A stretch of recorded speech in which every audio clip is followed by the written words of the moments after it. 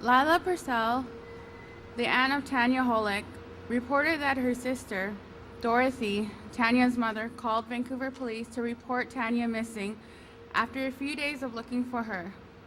Dorothy indicated that Sandra Cameron told her that Tanya was a cokehead who had abandoned her son and threatened to call the ministry to have Tanya's son apprehended by the province, and further told Dorothy that she was not a good mother because she did not call missing persons for updates frequently enough. And then later, on the basis of what was told by her by an anonymous informant, told Dorothy that Tanya was out partying and police were not going to waste their time looking for her. Dorothy Purcell wrote to the Vancouver police to advise that she had been verbally abused by Miss Cameron and that Tanya Holick's file had been improperly closed. There was no response.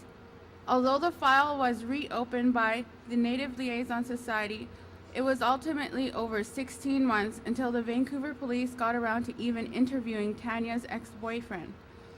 Detective Constable Shenner reported that Miss Cameron was so awful to Miss Purcell that Miss Purcell just stopped calling. Lisa Big John, sister of Mona Wilson, testified that she was rebuffed by the staff at Vancouver Police Native Liaison Society when she tried to report her sister missing. Aside from family evidence, Morris Bates, an employee of the Vancouver Police Native Liaison Society, testified that he was repeatedly unable, in his official capacity, to convince missing persons to accept reports of missing Aboriginal women. April 9, 1999, memo to Attorney General. In April of 1999, senior management of the Vancouver Police attempted to mislead the Attorney General of British Columbia about the risk that a serial killer was preying on sex workers in the Downtown Eastside. The deception was intended to discourage the Attorney General from supporting a reward for information and supporting a true serial killer investigation.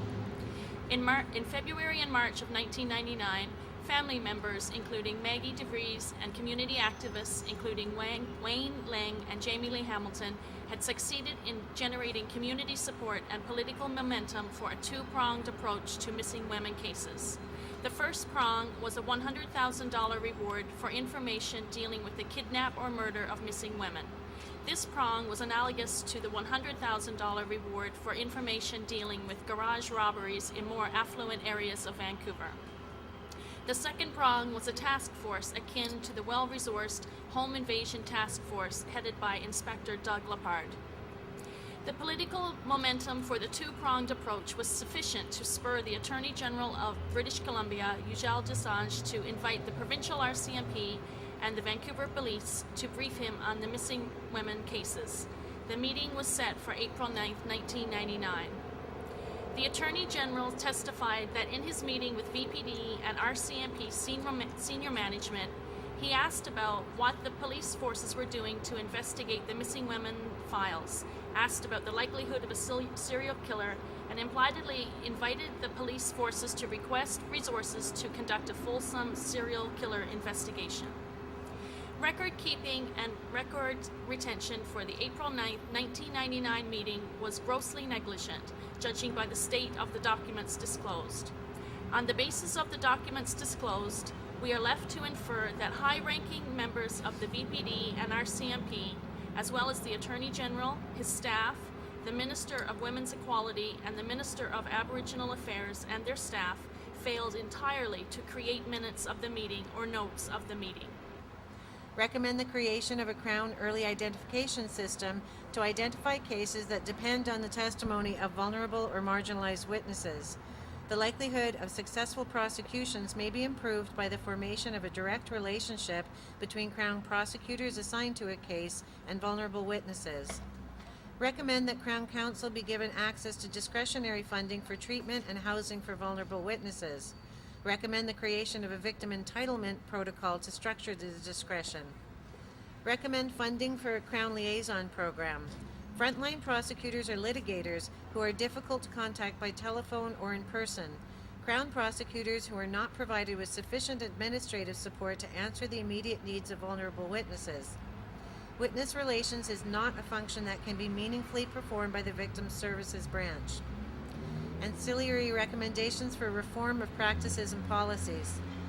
Recommend further research into entry young women into the sex trade, especially Aboriginal women who are in transition from reserves or foster homes to urban centers and who are often homeless in the interim. Dr. Shannon reports that youth and Aboriginal women were particularly vulnerable to making this transition. Professor Lohman's report from 1995 indicates that between 30 and 70% of street-level sex workers are Aboriginal women. Dr. Shannon's report indicates 40% of survival sex workers are Aboriginal. The proposed research would deepen the understanding of the class and race dimensions within sex work and would enhance our understanding of vulnerable young people and what motivates them.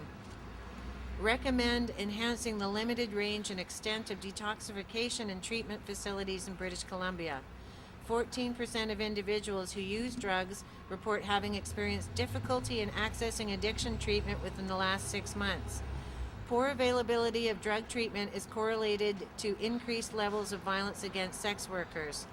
All of the 255 sex workers forming the MACA cohort were drug users. Recommend increases in affordable housing, including supportive assisted living and addiction treatment facilities within BC. Lack of housing is correlated to an increase in violence.